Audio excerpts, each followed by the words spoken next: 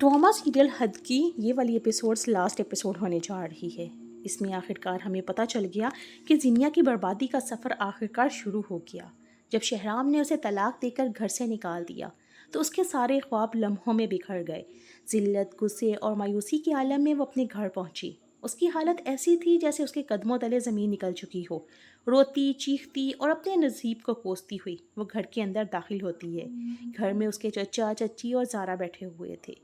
जीनिया का बिखरा हुआ हुलिया देखकर सब हैरान रह गए।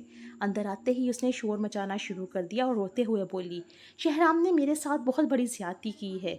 उसने मुझे बिला वजह तलाक दे दी है।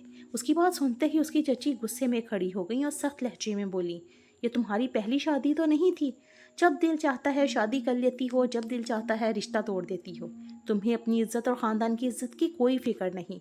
ये अल्फाज सुनकर जिनिया का गुस्सा मज़ीद भड़क उठा।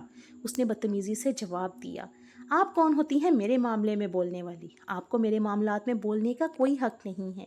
अपनी बेटी की ये गुस्ताखी देखकर सीरत बेगम का सवर जवाब दे दिया।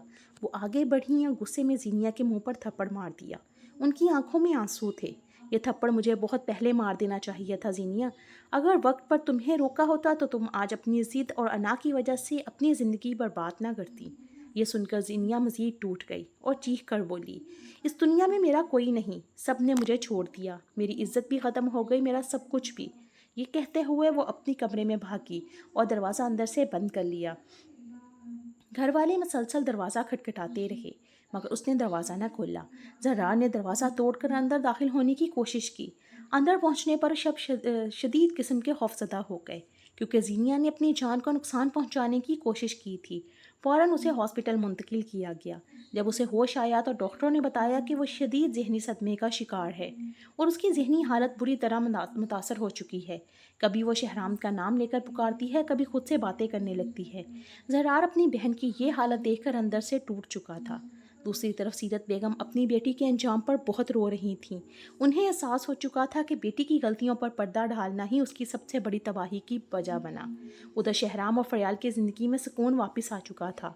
शहराम ने फरियाल से माफ़ी मांगी कि उसने जीनिया को उनकी ज़िंदगी में लाकर कितनी मुश्किलात पैदा की। फरियाल ने बड़े दिल के साथ उसे माफ़ कर दिया। कुछ अरसे बाद एक और खुशखबरी ने घर का माहौल बदल दिया। जब फरियाल की तबीयत ख़राब हुई और उसे डॉक्टरों के पास ले जाया गया तो मालूम हुआ कि वो माँ बनने वाली है। ये खबर सुनते ही पूरे घर में खुशियों की लहर दौड़ गई। शहराम फरियाल का पहले से भी ज़्यादा ख्याल रखने लगा। दूसरी तरफ फ़िरोज़ और शांजे की ज़िंदगी में भी सुकून आ गया।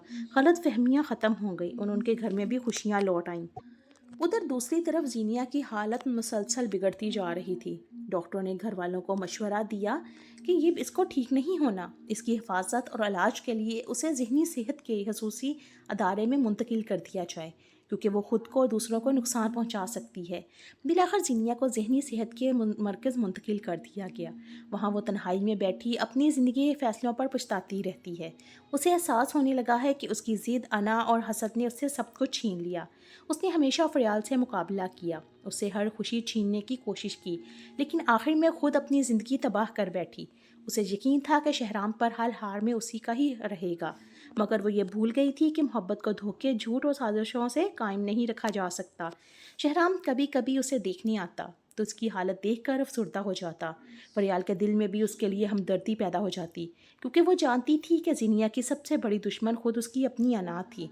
ये कहानी एक अहम सबक देती है कि हसद, जिद, गरूर और दूसरों के लिए गड्ढा खोदने वाला इंसान आखिरकार खुद उसी गड्ढे में जा गिरता है। मोहब्बत ज़बरदस्ती हासिल नहीं की जा सकती और जो इंसान अपनी गलतियों को वक्त पर ना समझे वो एक दिन सब कुछ खो देता है।